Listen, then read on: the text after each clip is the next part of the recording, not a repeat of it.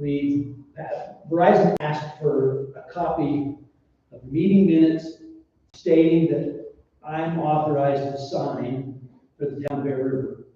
So we did that. I sent those minutes to Verizon.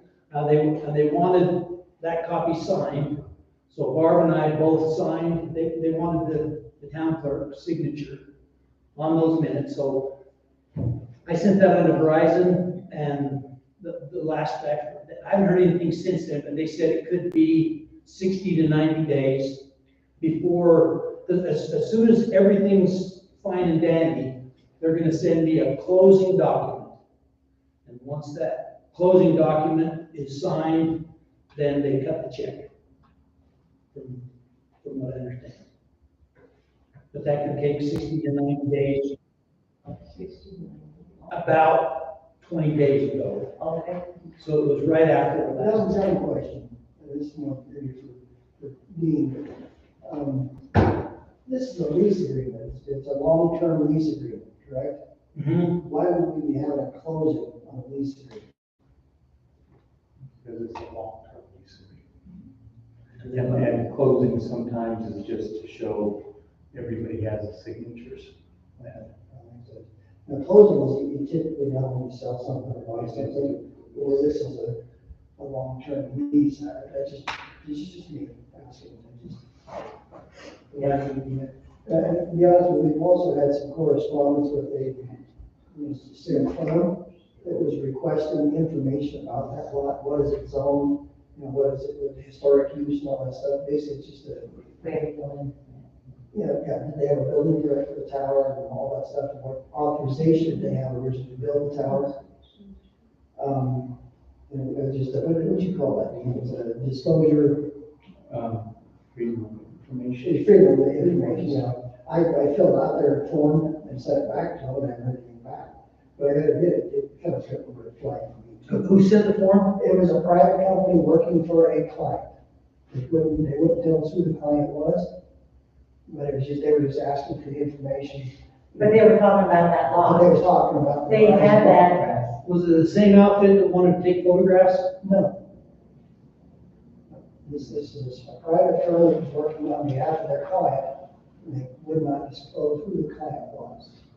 But it was the address for the It was the address, it was the Verizon tower, did we have a building permit, who set the standards and the parameters for the size of the tower and everything else. And some of that stuff I didn't have the answers for, because we didn't, we gave them a building permit, that was about it. I think we had a resolution or something. Anyway. Yeah. Everybody knows what's going on. All right. Item number 3, the impact money. This from the state, the grant for. No. Oh, that's right. No, The impact. is this is for the Natrium. The one right now is for Pacific Solar, Okay, the one that's on the table right now for discussions. okay. And, they had, did you know, at the water board meeting, we had, somebody from Fort Garrett come talk about what the town of Bear River. Could potentially. be. Yeah.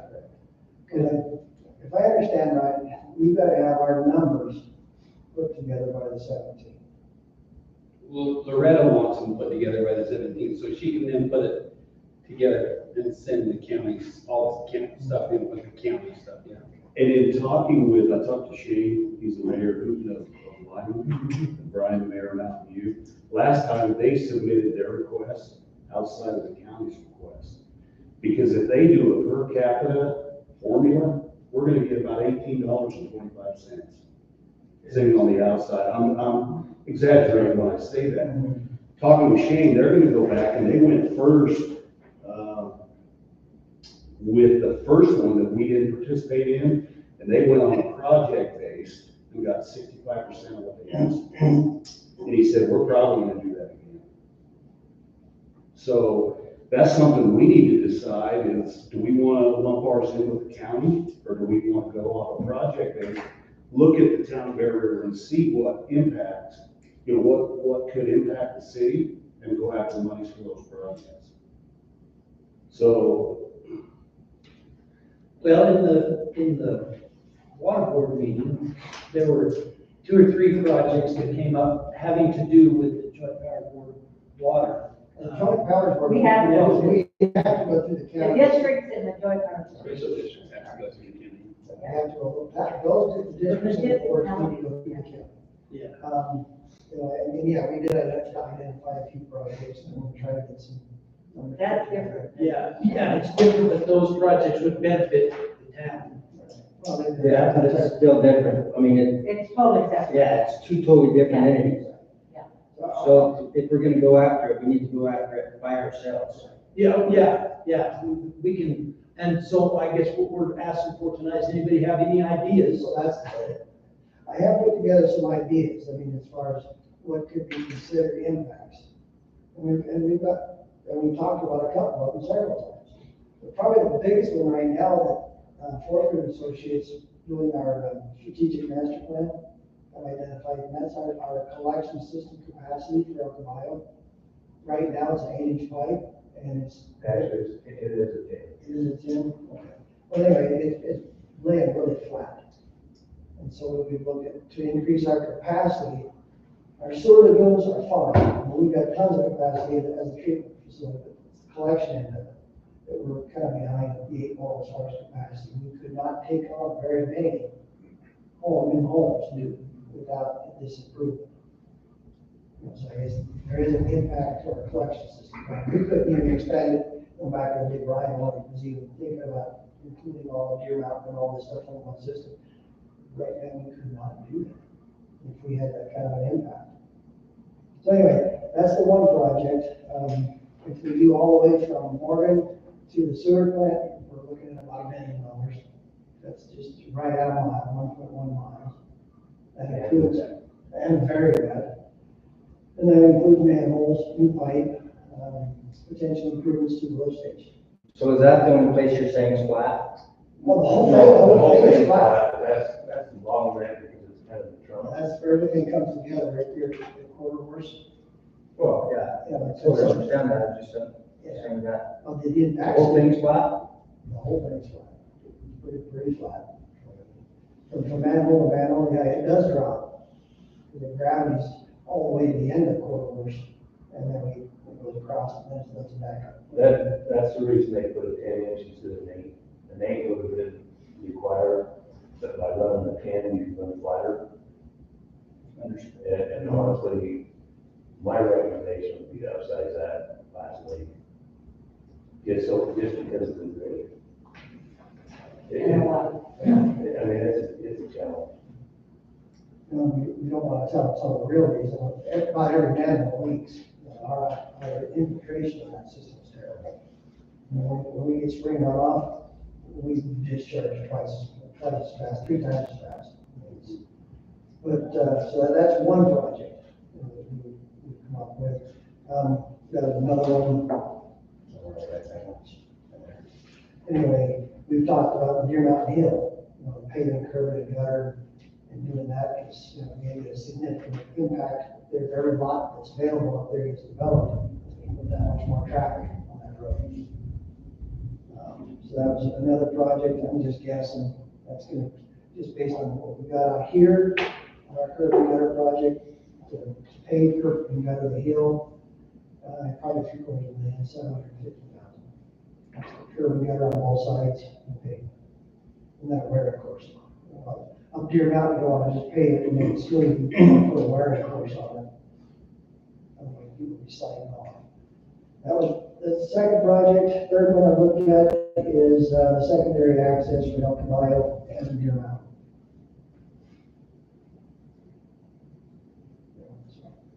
And Dina talked about it, you can throw in a police officer. The town of Cokeville, I talked to their mayor this afternoon, and originally everybody thought, well, Cokeville got money for their parks. Well, no, they didn't get any money. They got denied because that's what they went after, Yeah, was a bathroom in their parks. yeah, but they did get, however, a patrol vehicle and wages for a police officer for 1 year. And they got a asphalt, treader mounted asphalt machines, so they can repair potholes. things like that, and they got a trailer on the sewers. It's about $480,000 is what they got. Now, they haven't got any of that money yet, of course, Pacific West. They haven't, they're Project question. Project. But that's what they got approved. What he did say is, he says, if you submit a project, or when you submit a project, you better have your homework done. Because you're gonna have to try to convince that siting commission that these are impact and not needs or something that you already have and things like that. And kind of like our sewer line. Right now, we're fine. If we add on any more homes to it, or have any kind of impact, we may not be. So on that, we have to look at and say, okay, we would expect to grow by 2% or 3%. Yeah. And so this is gonna have this much impact on our So collection system. And that's where I'm still very confused with this whole Yeah. process, is how do we determine that impact? That's all. When you say 2%, 2% of 523 people. I mean, is that? And that's where I personally struggle with, is who's running the crystal ball to determine, I mean, they're saying 25% in the valley. Well, And I can see that. honestly. that's very likely in the valley. I can see it. Yeah. How much of that overflow is, and some of the rivers. I think we'll have a hard time making a case, but, I thought Coke yeah. But how many people do we have that live in Bear River right now that work for the Trump lines? The Tron lines, ExxonMobil, the Nature's coming in, that's. Well, the nature is another, That'll be another opportunity to go after more money. yeah. So the impact that we're gonna have on these projects will be some. You know what, and I've been struggling with that too, okay, thinking of impact, what's that look like? We talked about growth. Drive on the other side of Randolph and see those 6 homes they just put in there.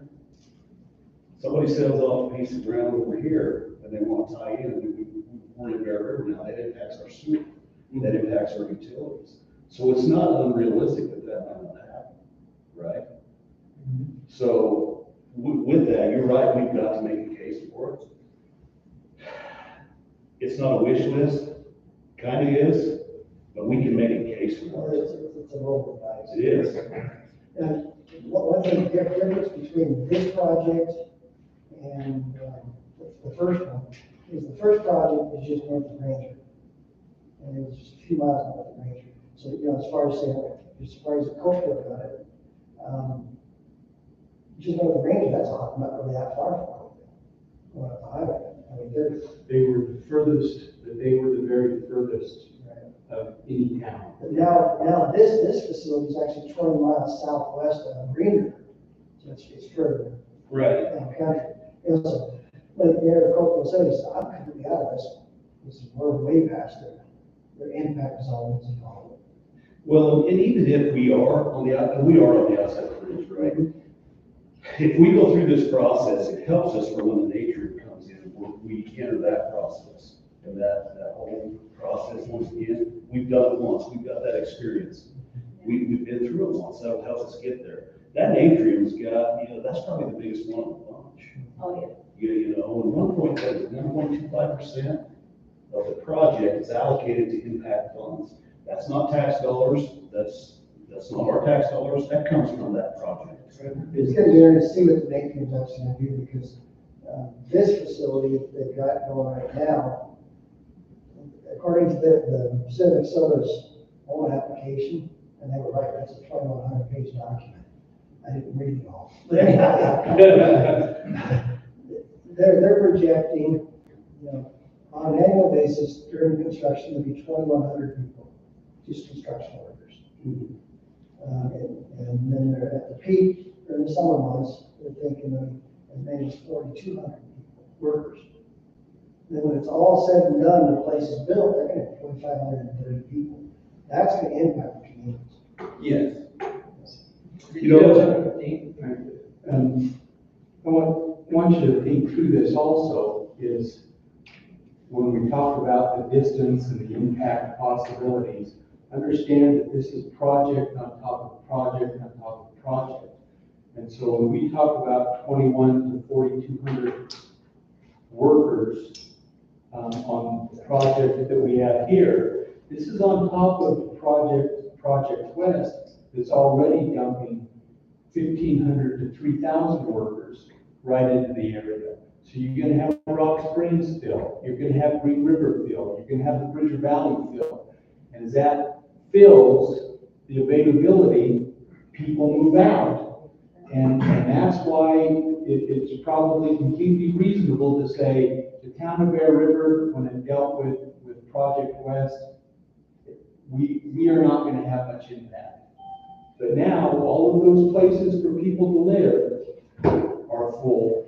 And so it does drive people a little bit further, and I-80 is the prime corridor to get back and forth during the winter and during different times, because that is a primary corridor that stays open. And so I think you can make a case that it's likely we're going to get some spillover. It may be people building a home or a company building a home to house a certain number of workers, and then that crew moves over. Years ago in Pinedale, we had Halliburton build an entire hotel, and they guaranteed that that would be filled for 4 years at a certain vacancy level. I think it was 85%. Every day for 4 years, they guaranteed that.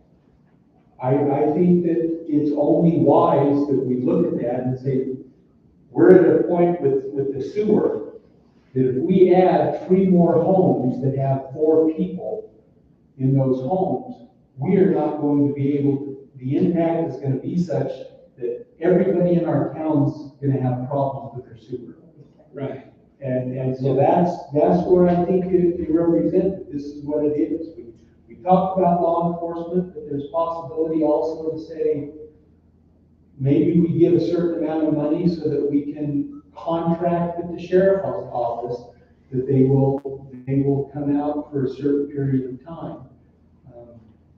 The nuclear project, they're pushing to expand so it gets into the very border of the state, but they're also asking that impact be included from travel from Idaho and Utah coming into that project because of the numbers. And again, that's a large project on top of a large project on top of a large project, all in the same areas. They're expecting a fair amount of people to stay in Utah and Idaho to come through there. And if they're staying in Rich County, we're getting impacted on that. And so that's all I have to say. It's not just the project in and of itself. It's one project of 2 going now and 3 anticipated that is going to push people further and further to the edge of that place to stay. A few things to keep in mind too. Remember last time we talked about, they said that if you put in for a project on this impact and you don't get it, you can't just carry it on to the next one. So I think we've got to be strategic about, we cannot, is what they said. So we've got to be strategic about what's kind of our lower cost item that we want to put forward on September 17th, and then what's kind of our bigger ticket item that we want to put forward for the nature project. So we got to kind of prioritize that. Then remember that if we put this project together and we're going to do it, we don't get that money up front. I mean, the nature project is 8 years before completion. You won't see your final check on that till it's completed. I think it's a month. I've heard quarterly and I've heard monthly. And so, I've heard monthly most of the time, but quarterly. and it could be different on each project, whether it's monthly. Yeah. It's not a get rich quick. It's not, I mean, you're gonna get a monthly payment over 8 years. No, but quarterly payment what over 8 often years. happens is once you have that locked in, then you bond with that as security, because it's no longer being bonded against your property tax. You bond with that as security of what's gonna happen, and you get approved for those kind of projects, even though the town of Bear River would probably have a hard time being able to bond for $1 million project at all if it's being financed through our taxes, because you can't exceed the amount of taxes that you give in any 1 year. Plus, there's also a 4% rule. Are you sure you can finance this? Because you can't, if the project, let's say, they get a third of the way done with the nature project, and then they say, you know what, we didn't get the uranium that we thought we would, so we don't have the supply chain that we thought we would, so we're pulling out. And they don't finish the project, then they're not gonna finish your payment. And so you started your project, and they can leave you hanging out to dry. I think part of what goes on in the first day, project approval is the second day. The first day is the money given to towns and cities is the second day. The project approval is the first day. And part of that is that they demonstrated they have the financial wherewithal to actually complete the project and what is in there. So I'll have to double check, but I know I've been told that how it's often done is they will bond against that anticipated funds. I do not know if the project goes down the drain, if they are still obligated to pay those impact funds, even if the project doesn't fill, or if that's withdrawn and you put your eggs in the basket of checking financials and the guarantees that they've given. And last night I also learned that, so there, I guess the cutoff is like $285 million. So if you keep your project under $285 million, you don't have this site impact stuff. And so that's why you see a bunch of construction projects that where we don't go through this, because I mean, it's rare that we have a project that's gonna be big enough that's more than $285 million. Yeah. Right, yeah. Right. Yeah, so they keep it under that, so that's exactly right, that's what they're doing right now, they're putting in the dirt work. And they've got it as a separate project. And so they really could divide this into a few projects and then $100 billion isn't $100 billion. They've already submitted. Oh, they have submitted? Yeah, they submitted, yeah, we're talking specifically. I'm talking Atrium now. Atrium can divide it up at this point. I'm sure they're gonna divide all the projects they can out as separate projects. Like our $285 million. Right, So they don't have to pay that. yeah, But it's a multi-billion-dollar project, so. right. Well, nevertheless, I think we need to go through the process and understand how it works. So what's your pleasure? So, yeah, I think we need to ask for the collection system. Infrastructure, I think we ought to start there. We're getting by on the hill for now. Everybody's sewer start backing up, and then we're gonna have some issues that we don't want to deal with. So is that what we need, as a council, we need to decide what project we'd like to pursue? Yes, it's your guys' call. I didn't. Yeah. And I also need to know if you want to do this on your own, because I need the interim appearance. If we're going to do that, we're not going to go through the county, and I have to write up an interim appearance on behalf of the county of Bear River so that we can go on and do that on our own too. I don't think we should go to the county, because it'll be just like last time, they'll say you're gonna do whatever the hell they want to do with the money. Right. Well, that's one thing about this is, if you submit a project, you can't, let's just say, this project's $1 million, and they give us $1 million, you can't put that project in the hill, or you can't put it in. You can't use that. It has to go to the sewer. It has to go to Right. the projects that we have to identify. So which one do you think the sewer collection? Oh, yeah, I think it's just a great idea, right? Yeah. Why can't we submit to? Why can't we submit both? In talking with the other town mayors and their process, they're gonna submit a couple of different options. And they could, but I'll guarantee you, $1 million is a big chunk of money, and it's more than Mountain View got, and it's more than Lyman got. Kimmer got 2.1 million. Evanston was right in that area for the last project.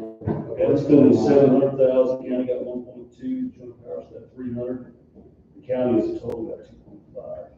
So I think $1 million project is justifiable, but I don't think you get much more than that. There's usually a group that comes together with the county, because the papers that have just been put in will have an amount that they estimate the impact was.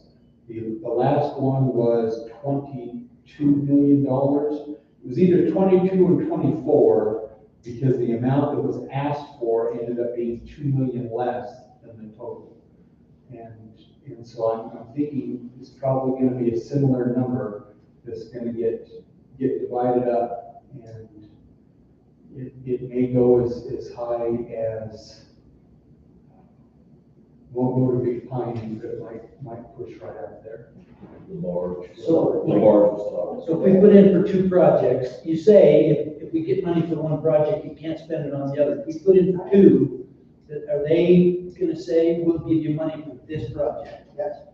Okay. Well, theoretically. They'll name the They'll project. decide which project. They'll they name want the to help. project, is that what you're thinking? It's out there, we've got 522 people in population. Do we ask for $1 million to do basically from Morgan all the way to the sewer plant, or do we do 500,000 to do the first half or whatever? Well, okay, that's a good question. The town of Mountain View went in for a water tank, right? How many Well, the gallons? joint powers, Well, yeah, the joint powers board did, you probably know more about this than I do. But, they got that partial amount of money. Now they're gonna go back and go after a 1 million gallon tank, right? Or add to that 500,000 gallon so I tank. understood, that's correct. So, I'm not sure what that process looks like or what it feels like. And I think I also understood in that conversation, we put in for these 2 projects and they both get partially self-funded, we can't put in for them again when they do. Right. Well, Then you have, I don't know, because, That was my understanding that Gary presented it. and I'll visit with Gary, but I've understood that if they rejected it because it was not part of impact, then you can't claim it's gonna be part of impact on the next one. And so you can't roll it in. But if they recognize that it was part of impact, but they just don't have the money and you're not getting it, then you can. I think you can reapply. But I will visit with Gary, I will visit with Gary tomorrow or the next day, and we'll iron that out, and I'll send an email so everybody can have it, okay? My next question is, who's going to have the presentations and session commissions? What we'll do if we're doing that on our own is, we'll decide if the mayor wants to talk, or if you want to talk. And I will ask questions. We'll put together the questions. I ask questions here. If we have an engineer, we usually want the engineer to go in and explain this is what's going on, this is what the sewer looks like. And we will also put together exhibits beforehand that are submitted beforehand. And the industrial siting committee is very active. They look through that, they read what your application is, and they'll have specific questions. And we will not bring somebody in to explain the same basic stuff. We might give some background with somebody, but it's in large part having the industrial site ask. The mayor Cookville, that's one thing he strongly emphasized. He says, first of all, his engineering team had him all kinds of information as far as, So when he went in there, he was very well coached, very well prepared. And I will say, for whatever reason, so I sat in, I was asked from Fort Large, to sit in on theirs. And they had their attorney represent them. He was the one that answered the ask the questions directly to myself or to someone else.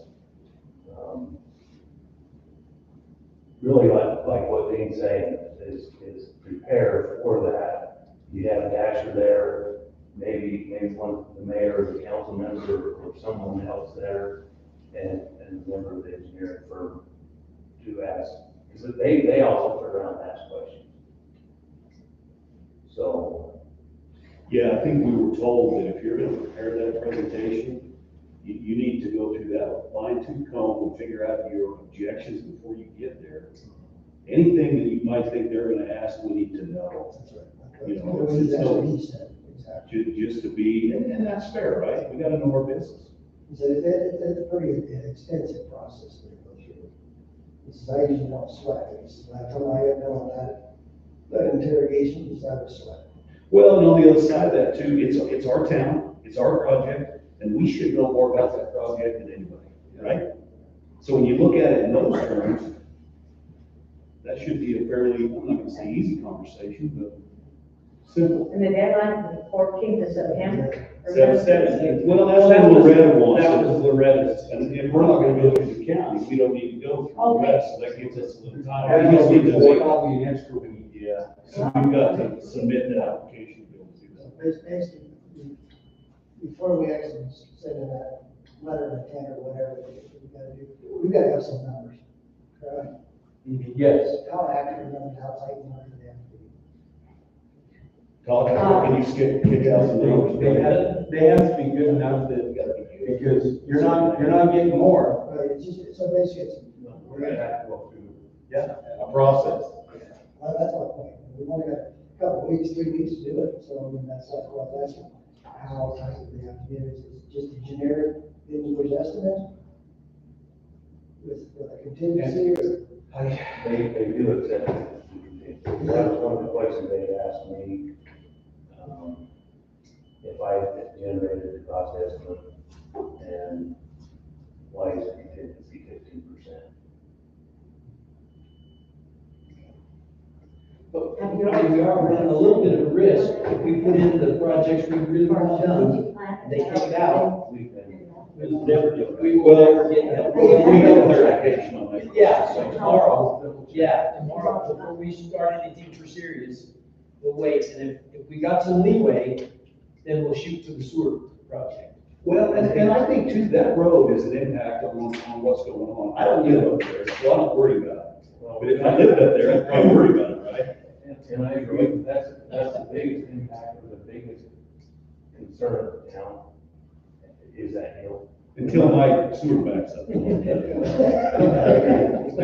at the same time, the rest of your roads are getting impacted too. Right. And you guys have quite a bit of money into keeping the road base up, matting, so on and so forth. The biggest expense is the hill, and that's why that's the focus. And why do we think the hill, and this is just open and slow, I'm trying to understand. Why do we think the hill would have an impact more directly caused by, say, four housing units go up, and they house 4 workers apiece, so 12 cars. 16, okay, and then what would impact on our sewer? Because what Dave explains on the sewer is, we add one more large family, and we're having problems, not with the capacity from lagoons, but we're having problems actually transporting the sewer in our pipes down there. They're two totally different projects. For one, we don't have sewer down there, up here. We're all on septic. And it's only one road. But, so which is gonna be impacted more? So you're saying that if we put houses up there, it's not gonna impact us at all? The sewer, yeah, back to sewer. Total separate. You know, to answer your question, I mean, if you put 12 more cars come off that hill, that's gonna impact the hill. Well, I think we also, some clarification we need to get to is submitting 2 projects. And how that looks, what that feels like, or if we wait on one of those, or the Natrium or one of these others come down the road, what the impact is of submitting those 2 at the same time. I don't know. So do you? Yeah. You guys are saying that if we're rejected, that project, You can't resubmit. That's what we're gonna clarify. Right. Because I've always understood you're rejecting because of the amount of money that can be given is fundamentally different than, and they make a finding that this is not connected to an impact on workers. So I'm assuming the planning commission is the same group of people, same board, Yes. all these projects.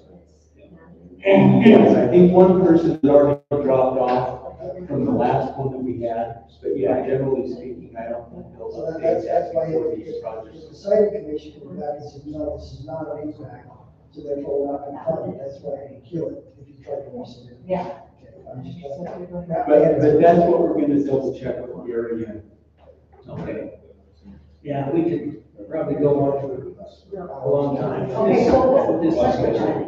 So the plan is, we're gonna wait to hear from Dean tomorrow to see if we can safely submit to, Get all the details. yeah, so we're You can have wait till we tomorrow. hear from Dean, and then, So if we come back and say, no, it's one, those two projects. yeah, if he says it's safe to put in 2 projects and we don't risk losing the ability to apply again, then we should put in for the hill and the sewer Okay, collection. so we wanna do. And we won't go through the county. Right. Okay, so do you wanna do all the corridors, or do you wanna do that, break that up into 2 sections? Yeah, I say go for the whole thing. Well, I think maybe you think about a special meeting at the end of the month or the very first, probably the end of the month. I believe they have to be in on the 3rd of October. The 3rd of October. Do we need a resolution or a motion for that? Well, Well, state monies that we apply for, we have to have a resolution. I think it would be nice to allow the council to see what we have and say, yeah, we're good with that. You know, we'll work through the mayor, up to that point, like you spoke, but we need a meeting if we want the council to act as a whole. So it's probably worth. We don't have a county resolution. It's due by the 3rd of October, so. I don't know. Right, so we have to have a special meeting. We have to advertise that special meeting. Yeah, you have to advertise it, but it's not a long advertisement. I think the statute says you can have a special meeting And in 8 hours or. But it has to be advertised. So Yes, yes, 8 hours before the meeting. Okay. And double check. Both, the ordinances are both in ordinance. Yeah. Yeah, we don't have to put it in the paper. No, well, but we post it, we post it, and put it on the website. And then I'm guessing if the newspaper has said we want to know, we also have to, anybody who's on our list that we have to contact on those meetings, we contact them. Okay. Well, I think we chewed up number 3. Yes, yes. We'll go on to number 4 then. Solar lights at the Welcome to Bear River signs. Yes, okay, so yeah, J.R. DeGraw, with JB Works, we finally he gave me an estimate of what it's gonna cost. And what we're proposing is we're gonna put in solar panels and charge a battery, and then the lights will run off the battery. And so what he suggested we do is we do one of them first, we're proposing to run this south end. Do one of them first to make sure it's gonna do what we want it to do, before we do the other one. If it works out fine, another $1,500 to get it. And that's kind of what's in the works right now. We order parts, we have to get a box big enough to put batteries in and all that good stuff, but that's what we're proposing to do with our Welcome to Bear River signs. And it's already been, we already put it on that, It's already. we talked about it already. It's just that now we're getting an update on it. It's gonna let you guys know where we're at. I like it. Okay, yeah. Okay, very good. For informational purposes, the town primary election results are as follows. For mayor, Clyde Copeland and Lance Norris will be on the ballot for the general election for mayor. For councilpersons, Margaret Huggins, Troy Nolan, and Nick White will be on the ballot for the general election. and that's November 5th. Electing one or two? What's that? Two What, two council, positions? two council, one mayor. Two council, one mayor. Okay. Number 6, the urban project update. Okay, everybody can see it out there, we got things tore up pretty good. It's working, it's slowing traffic down. It is slowing traffic down. And you got the speed limit changed. We did- Can we just leave the orange barrel though? Yeah, that's another project next year. So, yeah. So anyway, right now, everybody see that it actually worked over Labor Day weekend. We come in and got shoulder pulled back, the following week, Tuesday or Wednesday? Tuesday, they actually rolled in Tuesday night with the milling machine, and they had it milled and it was gone by Wednesday afternoon. You know, and so they milled out the 4-foot patch basically, what they had to mill out, and then we'll put our curb in there. The way the schedule is reading right now is they're gonna finish the project this week, and beginning next week on the 16th and 17th, they're gonna bring in the concrete slip machine for the curb and gutter. And then we've gotta wait for that to cure, and then fourth, we'll do the test as far as the brake. If everything goes according to plan, everything breaks fine, then we back in on the 18th of May, 23rd, 24th, the following week, to actually do the patch. And then after that, it's clean up, and then we can bring everything back, put out the curb and clean up. So, yeah, we're looking good for the September 30th deadline. Moving pretty good. If it breaks, I'm gonna take an extra cylinder and break it to 3 days instead of 7. And if it comes in, say, 3,000, 3,500, I'll probably allow them to start prepping for the asphalt, and if they can get the asphalt quicker than that following Monday, we'll do that. You can gauge off that early break. It's mainly the brake, because we just don't want any equipment and that kind of stuff running over it, and concrete's fragile. Right. Can't be as it sounds. Two kinds of concrete, the kind that's cracked and the kind that's gonna crack. Yeah. Yeah, And just so we know, just for a visual out there, where you see that is that saw cut, the asphalt patch is gonna be 4 feet from there, and then the curb and cutting another 30 inches. Yeah, You know, beyond that. You know, so what we see right now, it's narrow. It's narrow, and it's tight, it's inconvenient, but it will be, when we're all said and done, we're actually have more approach than we had before. All 3 approaches. So we're widening that, but looks at 4 feet to the north. Because it's pretty good. I didn't realize how that down it was. I did it myself, I'm sorry. You know, we did have a couple of issues last week, Thanks for we had a tractor trailer sitting out there, belly milk, sitting right out in the middle of the intersection full of gravel, and nobody around telling where to put it. You know, so that we can take care of that. 388 Palmetto Drive. That's all. You should know that. how about what's 3110? Yeah, there we go. You have a question, I mean, you guys? Okay, Good work, thanks for that. guys. Fall Region 5 meeting is going to be Wednesday, September 25th at the Roundhouse, from 5:30 to 7:30. And there's agenda, I gave you a copy of the agenda, what's happening. So it looks like it would be interesting Yeah. to me. Yep, it's in Evanston this time, so. Yeah, that's, no. And they would like you to, if you brief, right, they want you to RSVP, Okay, so they know. who's gonna be there? Yeah, you need to catch down, like, you know, most of these things.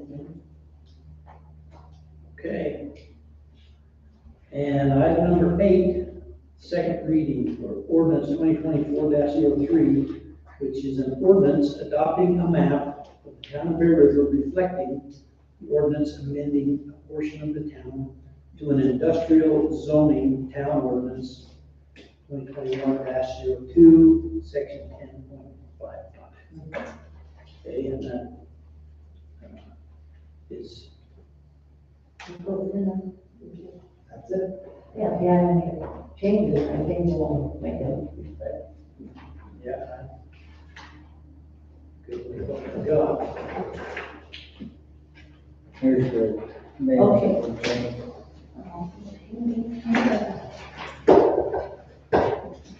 Very good. Before I forget, that does exclude the piece that you guys are subdividing off. That whole piece, the existing piece that's there now, I mean, that is all going to be zoned